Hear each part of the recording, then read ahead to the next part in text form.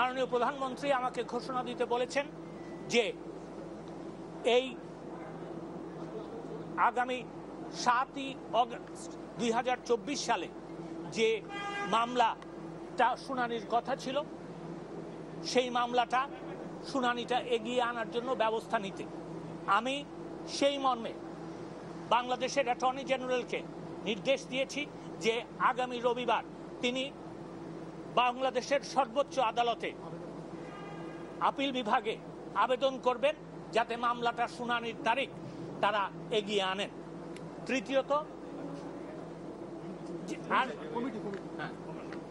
তৃতীয়ত হচ্ছে যে আপনারা জানেন যে গতকালকে মাননীয় প্রধানমন্ত্রী তার ভাষণে বিচার বিভাগীয় তদন্ত কমিটির কথা ঘোষণা দিয়েছিলেন।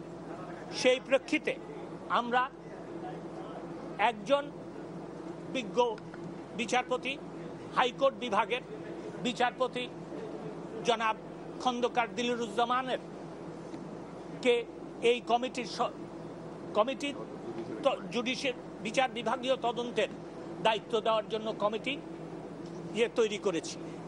এই প্রস্তাব মাননীয় প্রধান বিচারপতির কাছে যাবে। মাননীয় প্রধান বিচারপতি আমার বিশ্বাস নিশ্চয়ই সরকারের যেহেতু এটা দায়িত্ব তিনি সেই প্রেক্ষিতে মাননীয় বিচারপতি জনাব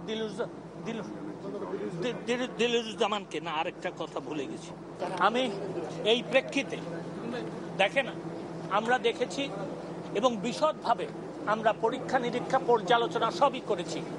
দেখা যায় যে যারা কোমলমতি কোটা বিরোধী আন্দোলন করছেন যে শিক্ষার্থীরা তাদের কিন্তু এই কটা দাবি ছিল এবং যেহেতু সরকার তাদের দিক বিবেচনা করে এই দাবিগুলিতে রাজি হয়েছেন আমার মনে হয় আজকের থেকে আন্দোলন করার আর কোনো প্রয়োজন নাই। আমি সেই কারণে তাদেরকে আহ্বান জানাচ্ছি, অনুরোধ করছি, একজন পিতৃতুল্য নাগরিক হিসাবে আমি তাদেরকে অনুরোধ করছি যে তারা যেন এই সহিংসতা বন্ধ করে এবং এই আন্দোলন প্রত্যাহার বা স্থগিত করে। আজকে তারা প্রস্তাব দিয়েছে তারা আলোচনা করতে রাজি আছে।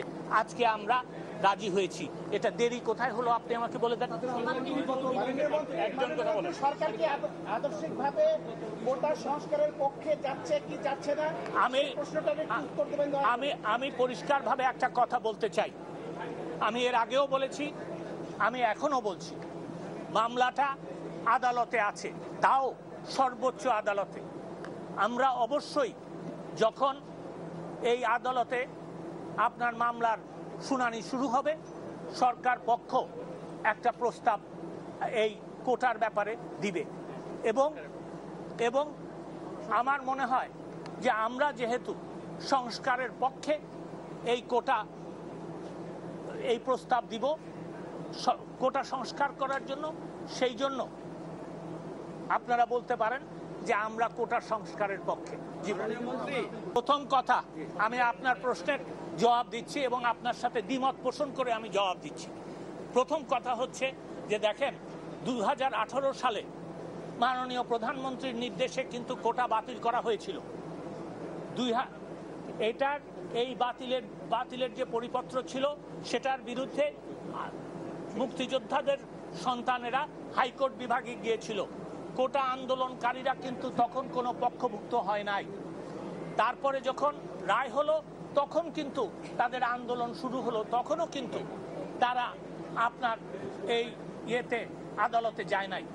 তারা আদালতে গেছে। আমি আগেও তাদেরকে সাধুবাদ জানিয়েছি, আজকেও আমি তাদেরকে সাধুবাদ জানাচ্ছি। এইটা কিন্তু আদালত যখন এই রায় দিয়েছে তখনই এই প্রশ্ন এবং এই আন্দোলন শুরু হয়েছে। আমি শুধু এইটুকু বলবো যে তাদের আন্দোলনের প্রেক্ষিতে তারা তাদের বক্তব্য বলেছে, আন্দোলন বন্ধ করার জন্য আমরা তাদেরকে অনুরোধ করেছি এবং আদালতে যেতে অনুরোধ করেছি। আদালতে তারা গেছেন। আদালত সিদ্ধান্ত নিলেই আমরা সেটা করতে পারি। বাংলাদেশে আইনের শাসন আছে। আদালতে আপনারা খতিয়ে দেখতে পারেন ইতিহাস, আদালতে যখন কোনো প্রশ্ন ওঠে তখন কিন্তু আদালত যতক্ষণ পর্যন্ত সেটা শেষ না করে ততক্ষণ পর্যন্ত নির্বাহী বিভাগ কোনো এটা ইয়ে নেয় না, সিদ্ধান্ত নেয় না।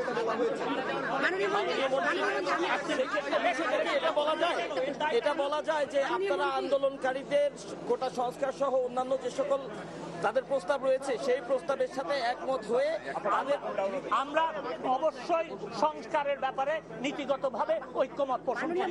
ধন্যবাদ।